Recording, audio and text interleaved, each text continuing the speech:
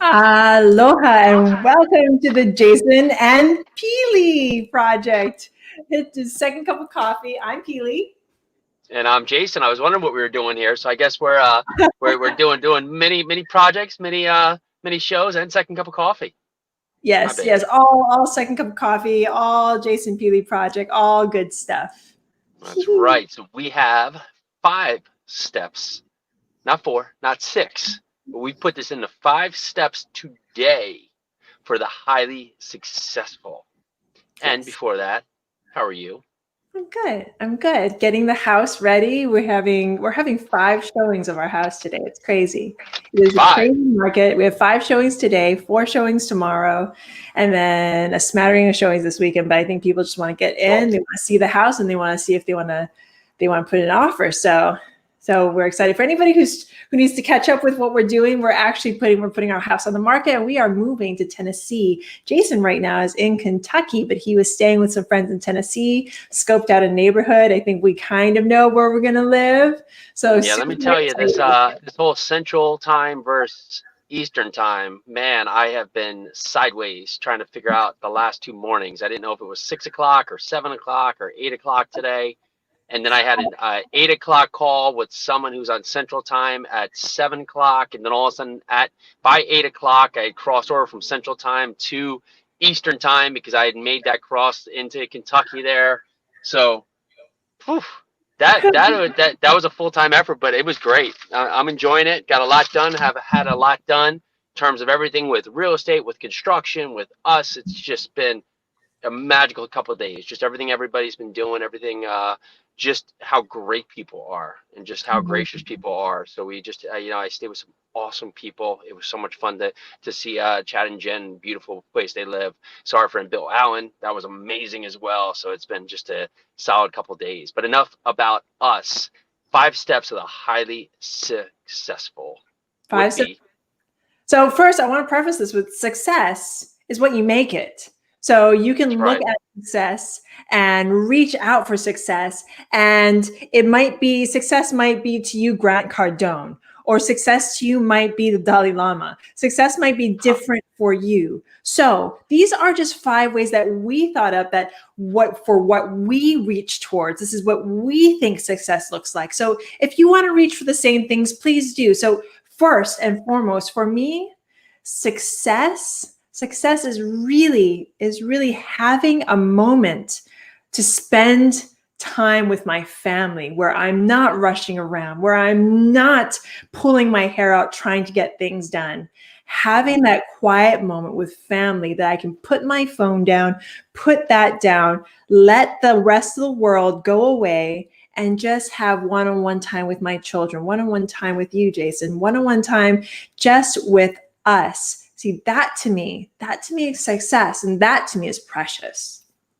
So I love that you said the Dalai Lama because I don't know why, but we've probably never chatted about the Dalai Lama. But that was the one person I was saying. I guess maybe Grant Cardone and the Dalai Lama are a complete yin yang. I'm not sure. But I don't the know. Maybe Grant the, thinks Dalai Lama is the success. rock I star. don't know, but I those are the two names that popped into my head. And so successful people don't find blame or unfortunate. They look for the lesson to use as number two. You look for the lesson. No matter how tough the failure or that lesson is, you can always learn from that lesson to push you along your journey.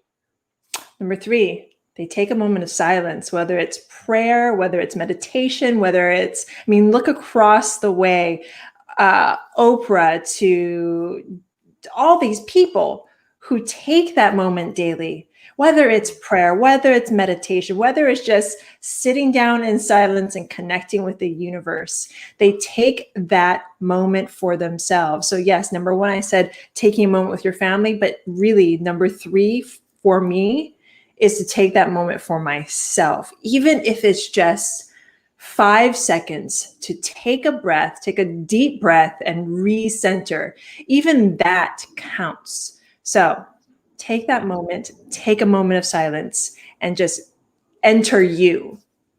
So number one is find your moments with others. Number two is to really go back and find the lesson always in everything that happens.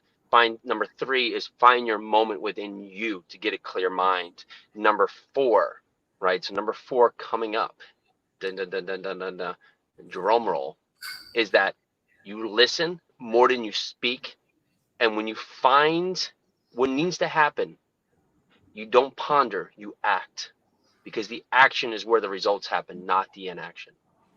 Okay, number 5. Number 5 is going to be a double thing. So number 5 is no excuses. You need to take action. I was just talking to a new investor in the real estate space, and she was like, she was actually going to jump on board with an investor that I kind of wanted to tell her, like, do a little bit more due diligence.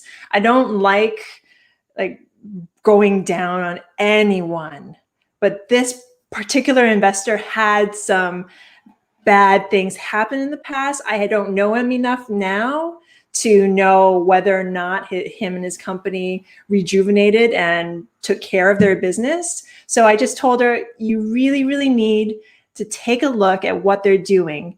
And there's all these other people that I know that you can jump in with, and they will pull you into success. They will pull you up into what they're doing. You don't want to jump onto the next thing or the first person that you see when you take action. Because in order to take real action, it needs to be smart action. So just jumping on the first great idea that you hear about, especially in real estate, you can get into a boatloads of trouble. So do your due diligence. So thankfully, myself and a bunch of other women told this amazing woman to kind of watch what she's doing. Here's a few more names to take a look. Take a step back before you jump forward. So action step, taking action. Then the other thing is I wanted to add, this is like bonus, if I may. No excuses. Yeah, I got a bonus too. So we're gonna go. I guess it's gonna be the 5 and 2 bonuses, number 7. So I get number 6 as a bonus. No excuses.